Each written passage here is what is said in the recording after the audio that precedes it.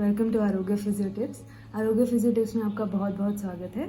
I am doctor Dilpreet and today I'll be telling you all about a condition of the spine called scoliosis. So normally when you view the spine from behind, it runs like a straight line, and when you view it from this side, there are two C-shaped curves that you see. One C-shaped curve at the neck and one C-shaped curve at the lower back. These are considered normal curves. But when you look at the spine from behind and you see a C-shaped curve even from behind, which is a lateral curvature, that's an abnormality, and that condition is called scoliosis. So going to the types and causes of scoliosis. Scoliosis is of two types. Either you can have a permanent deformity or a structural deformity. In these cases, it's a permanent change and it cannot be reversed. Otherwise, it's a non-structural or a transient deformity. This is seen mostly in case of people with an abnormal posture. So due to that habitual posture, they develop a sideways curvature, but it can easily be corrected by improving their posture and by performing a variety of exercises. Coming to the causes of scoliosis. So there are three causes of scoliosis. The first one being idiopathic. Idiopathic means that the exact cause of this has not been discovered and it's not known. Ironically, 80% of the cases of scoliosis are idiopathic. The second type is congenital. Congenital means it is present since birth. So when the child is in the embryonic stage only, the vertebra do not form properly. So there's a malformation in the vertebra. They may form only half or they may form in a wrong shape. So this leads to an abnormal curvature of the spine. So this is the congenital one, and this grows very rapidly as the child grows. Third type of scoliosis is the neuromuscular type of scoliosis. So this is either due to a neurological condition or a muscular condition. For example, following a stroke or due to spinal muscular atrophy, if one side of the body gets paralyzed, those muscles weaken, so the body tends to curve to that side, leading to a scoliosis. So this is a neuromuscular scoliosis. So the symptoms of scoliosis, usually it begins with a back pain, stiffness in the back. In some cases, you might have radiating pain down your legs. But these can be the symptoms of a normal back problem also. Specifically for scoliosis, you might start to notice that the shoulders of the person are uneven. One shoulder may be higher than the other. The hips of the person can also be uneven. The waistline is also uneven. One of the shoulder blades or the scapula may stand out or may protrude out. If the curve is towards one side, there may be a rib hump that may be seen on one side. So these are the common symptoms that you see in scoliosis. If seen early, you should immediately go and get help because you can stop the further changes that will take place before it becomes a permanent deformity. Okay, so when the C shape of your curve, if the C-shaped bump is towards the right side of your body, it's called a dextroscoliosis. And if the C-shaped bump is to the left side of your body, it's called a levoscoliosis. So usually the doctor will ask you to take an X-ray, and looking at the X-ray, he will be able to find the degree of scoliosis. If it's 10 degrees or more, it is diagnosed as scoliosis. Between 10 to 25 degrees is considered mild. They will just prescribe a series of exercises for you.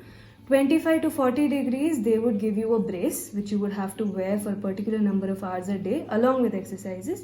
But if it's way beyond 40 degrees, then the only option remaining is surgery. Now I'll be showing you some exercises that can be performed regularly in order to try and correct the curve or to prevent further worsening of the curve.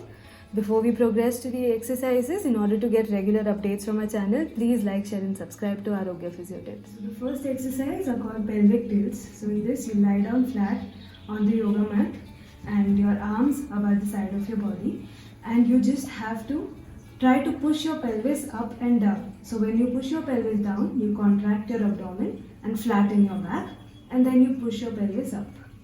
Then you push your pelvis down and then you push it up. In every position, you have to hold for a count of 5 seconds and then progress to the next one. This can be done 10 times for 2 sets. The second exercise is called bridging. It's the same position as the first one. You're lying flat on your back, your palms are flat on the floor, and you just have to raise your hips up such that your knees, hips and head are in a straight line. To try and hold this for 5 to 10 counts, whatever is comfortable for you, and then go back. This exercise can also be done 10 times for 2 sets. Okay, so the next exercise is a modification of the normal crunches that you do. So instead of just coming up, you have to add a rotatory component to it. So you have to come up and go to the opposite side. So you have to reach the opposite side. Same way, you have to do it 10 times on each side and you can do 2 sets. So the next exercise, you go on all fours This is also known as the quadruped position. Now you have to alternate raising the alternate hand and feet. So if you're raising your left, you raise your right leg and you hold this position for 5 seconds and then you come back. Then the opposite leg and opposite hand, straighten it, come back. So try to hold for 5 counts and then come back. This can also be repeated 10 times. This one is the cat and camel or the cat and cow position. Again on all fours or the quadruped position. So first you have to arch your back in, hold for 5 counts, then arch your back out as much as possible. Hold for 5 counts. You can repeat this exercise again 10 times for 2 sets. So for this exercise you start in the prone position or you lie down on your stomach. Okay, bear the weight on your elbows are just under your shoulder level and look up. Okay, next you can progress to going into the complete Cobra pose. From this Cobra pose you're supposed to go to the child's pose. So you come up, shift your hands and you go down. Here try to hold this for 5 counts. Try to take your hands slightly forward so that you feel that stretch in your spine and then you go back to the Cobra pose. Exercise is also in the prone position. So you extend both your hands forward, legs are also extended. So you have to raise the alternate hand and leg. Starting with the right hand and left leg. Lift it up, try to hold for 5 counts and then relax. Then the opposite side.